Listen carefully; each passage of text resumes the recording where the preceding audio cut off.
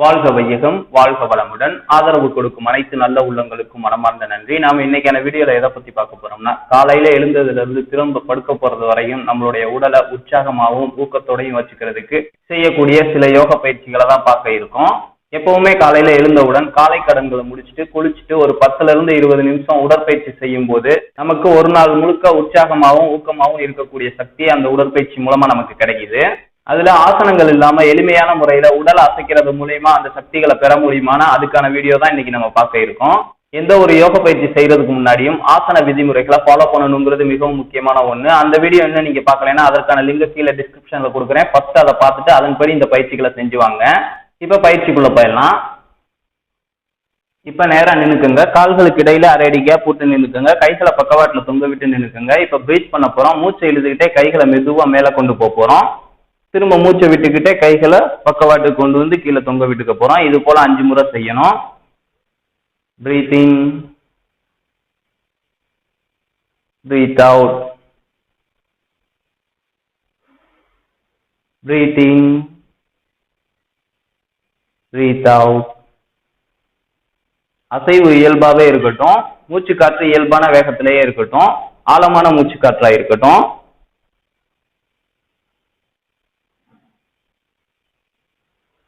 Inhale, exhale. Inhale, exhale. 5 முறை செஞ்சாச்சு. இப்ப கைகளை கோர்த்து பிடிச்சுக்கோங்க. மூச்சை நல்லா இழுத்துக்குங்க. மூச்சை விட்டுக்கிட்டே கைகளை மேல உயர்த்த போறோம். கால்கள் அதே சமயம் மேல தூக்கணும். திரும்ப மூச்சை இழுத்துக்கிட்டே கைகளை நெஞ்சு பகுதிக்கு கொண்டு வரோம். கால்களை கீழே இறக்கிக்கிறோம். இது போல 5 முறை. Exhale, inhale.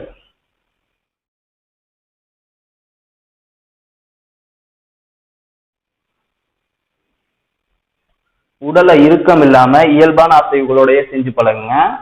கைகளை உயர்த்தும் போது மூச்சு காற்றை வெளியேற்றணும். திரும்ப கைகளை நெஞ்சு பகுதிக்கு கொண்டு வரும்போது மூச்சு காற்றை உள்ள இழுக்கணும். மூச்சு காற்று இயல்பான வேகத்துல ஆழ்ந்த மூச்சு காற்றா இருக்கட்டும்.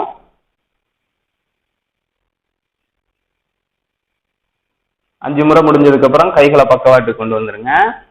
இப்ப 30 செகண்ட் ரெஸ்ட்.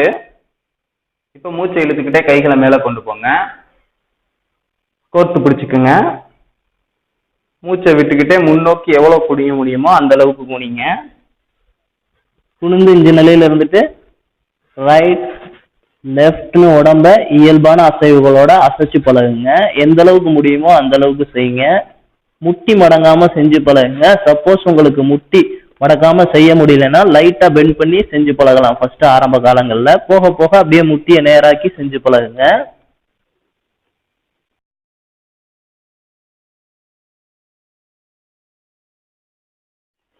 இப்படி ஒரு 5ல இருந்து 10 முறை செய்யலாம்.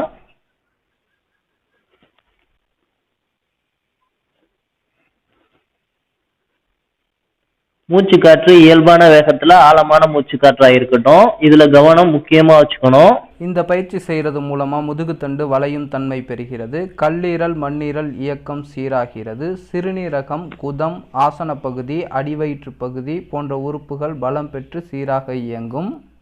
இப்ப கைகள் அப்படியே கீழே வச்சு கொஞ்சம் ரிலாக்ஸ் பண்ணிக்கோங்க. இப்ப மூச்சு காற்றை இழுத்துக்கிட்டே நிமிர்ந்துக்கலாம். கைகளை பக்கவாட்டு கொண்டு வந்துருங்க. இப்ப அடுத்த பயிற்சி கொஞ்சம் முன்னாடி நின்று செஞ்சுக்கலாம். கால்கள் அதே போலதான் அரை அடி கேப்ல வச்சு நின்னுக்குங்க. கைகளை பின்னாடி கோர்த்துக்குங்க. இந்த நிலையில கை விரல்கள் எல்லாம் கோர்த்து வச்சுக்கணும். மூச்சை இழுத்துக்குங்க. மூச்சை வெளியேற்றிக்கிட்டே முன்னோக்கி குனியணும். கைகளை எந்த அளவுக்கு உயர்த்த முடியுமோ அந்த அளவுக்கு உயர்த்துங்க. இதே நிலையில இருந்துக்கிட்டு இப்ப முட்டியை மடக்கி உட்கார்ந்து எந்திரிக்க போறோம். முட்டியை மடக்கும் போது மூச்சு காற்றை வெளியேற்றிக்கிட்டே உட்காரணும். திரும்ப நிமிரும் போது மூச்சு காற்றை உள்ள இழுத்த வாக்குல நிமிரணும். மூச்சு காற்றை வெளியேற்றிட்டே உட்காருங்க. மூச்சு காற்றை இழுத்துக்கிட்டே நிமிருங்க. இது போல ஒரு 5 முறை செய்யணும். இப்படி செய்யும் போது அட்நீரல் சுரபி ஊக்கம் பெறுகிறது. இந்த பயிற்சி செய்யும் போது கால்களோட இறுக்கங்கள் குறைஞ்சு கால்களுக்கு தளர்வான நிலை கிடைக்குது. முதுகு தசைகள் நரம்புகள் வலுப்பெறுகின்றன. தொந்தி குறையும். கழுத்து தசையும் கழுத்தெலும்பும் மேன்மை அடைகின்றன. 5 முறை முடிச்சோன்னா கைகளை கீழே இறக்கி மெதுவா மூச்சை இழுத்துக்கிட்டே நிமிர்ந்துக்குங்க. கைகளை பக்கவாட்டு கொண்டு வந்துருங்க. இப்ப அடுத்ததா கீழே குனிஞ்சு முன்னோக்கி கைகளை வந்து பாதங்களுக்கு இடையில பதிய வச்சுக்கோங்க. இப்ப வலது காலை எடுத்து பின்னாடி வச்சுக்கோங்க. இந்த ஷேப்ல முட்டி மடங்க கூடாது, முட்டி நேரா இருக்கணும். இப்ப மூச்சு காத்தை இழுத்துக்கிட்டே மேல நிமிரணும்.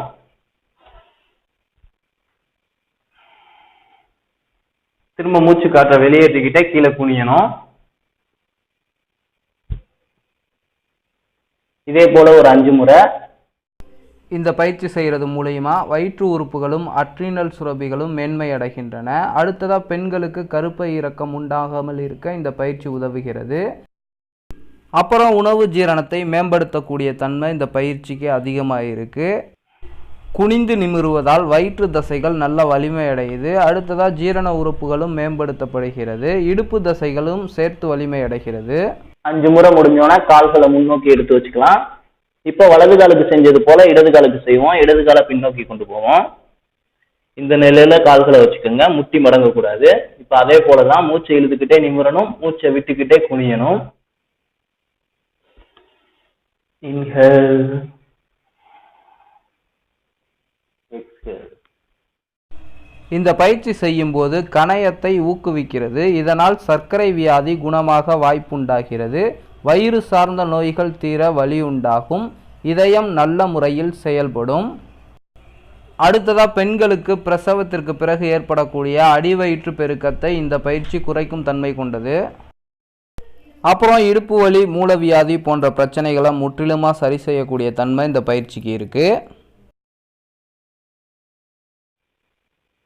5 முறை முடிஞ்சோன்னா கால்களை முன்னோக்கி எடுத்து வச்சு பழைய நிலைக்கு வந்துடலாம், நின்ற நிலைக்கு. அடுத்த பயிற்சி கைகளை குனிஞ்சு கீழே ஊனிக்கங்க. கால்களை பின்னோக்கி கொண்டு போய் குப்புறப்படுத்துக்கங்க.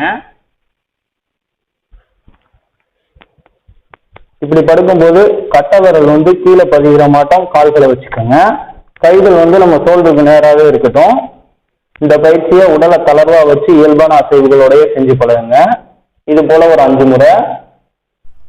மூச்சு காற்றை இழுத்து கொண்டே தலை, கழுத்து, மார்பு பகுதியை தொப்புள் வரை மேலே உயர்த்தி பின்னோக்கி வளைக்க வேண்டும். அடிவயிறு தரையில் பதிந்து இருக்க வேண்டும். இந்த பயிற்சி செய்யும்போது இதில் கவனமாக இருக்கணும். இந்த பயிற்சி செய்யும்போது முதுகு எலும்பை பின்னோக்கி வளைப்பதால் கூன் ஏற்படாமல் தடுக்கப்படுகிறது. முதுகு வலி நீங்குகிறது. நுரையீரல், மார்பு பகுதிகளின் பலவீனத்தை இந்த பயிற்சி போக்கக்கூடிய தன்மை கொண்டது. தொடர்ச்சியாக அந்த பயிற்சி செஞ்சு வந்தோம்னா இடுப்பு தசைகள் வலிமை அடைகின்றன. தொந்தி குறையக்கூடிய தன்மை அதிகமாக இருக்குது.